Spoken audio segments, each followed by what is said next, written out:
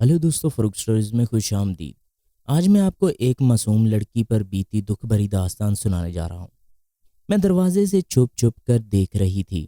इसकी हालत देखकर मेरी चीख निकलने लगी, जिसे मैंने अपने दोनों हाथों से बामुश्किल रोका। बाई की नज़र मुझ पर ना पड़ी। बाई के कपड़े खून से लथपथ थे और इनके हाथ में जो डंडा था वो भी खून से भरा हुआ था। इसकी ये हालत देखकर मुझे अंदाज़ा हो गया था कि भाई आसम की ज़िंदगी की डोर काट आए हैं। मेरा भाई तो मुझसे बेपनाह मोहब्बत करता था, मेरे लिए हर वक्त जान देने को तैयार रहता था। मुझे यकीन नहीं आ रहा था कि मेरा भाई मेरी ही खुशियों का कातिल हो सकता है। अभी थोड़ी देर पहले की बात थी जब मैं और आसम बाग में बैठे बातें कर रहे थे। हम दोनों एक दूसरे से बेपनाह मोहब्बत करते थे। हमारा यूं छुपकर मिलना मामूल था, लेकिन न जाने कैसे आज भाई ने देख लिया मुझे इसके साथ।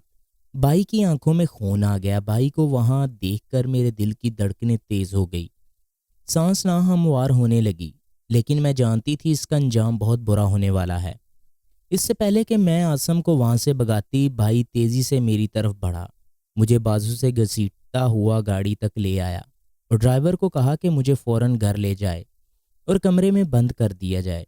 इसने अपने साहब के हुक्म की बजा आवरी की।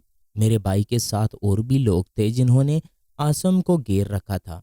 घर के सारे रास्ते में मैं ड्राइवर की मिन्नतें करती रही कि खुदा के लिए मुझे वापस ले चलो, लेकिन वो टस से मस न हुआ। आज मुझे मेरे भाई समेत इस हवेली का हर शख्स जालिम लग रहा था। अभी मुझे घंटा भी नहीं हुआ था कि मेरा भाई मेरे सामने था। बहन की खुशियों का मुहाफिज आज बहन की खुशियों का कत्ल करके आया था। मेरा जी चाहा कि मैं दाढ़ें मार मार के रोऊं, मगर मैं बेबस ये सब देखती रही और अफसोस से कहती हूँ कि मैं आसिम के लिए कुछ भी न कर सकी। आसिम मुझसे बहुत ही मोहब्बत करता था और मैं भी इससे बहुत ही ज़्यादा मोहब्बत करती थी और हम बहुत जल्द शादी करने वाले थे। लेकिन कुदरत को शायद कुछ और ही मंजूर था। आसिम की ज़िंदगी की डोर कट चुकी थी और मैंने वही किया। अब मेरे पास कुछ नहीं बचा था जिसकी मुझे परवाह होती। वही दरवाजे के पास ज़मीन पर बैठ गई और ज़ोर ज़ोर से रोने लगी। मेरा दिल दिमाग सुन्न हो चुका था और वजूद भी।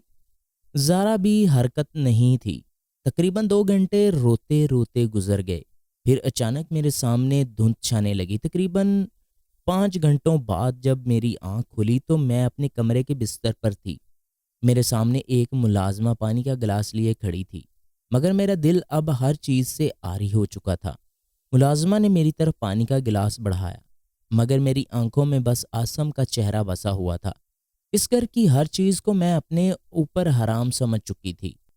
मैंने तेजी से नुकरानी के हाथ से गिलास पकड़ा, गिलास एक झटके से नीचे फेंक दिया और फिर रोने लगी। मेरे आंसू और मेरी चीखों पुकार मेरे बस में नहीं थे।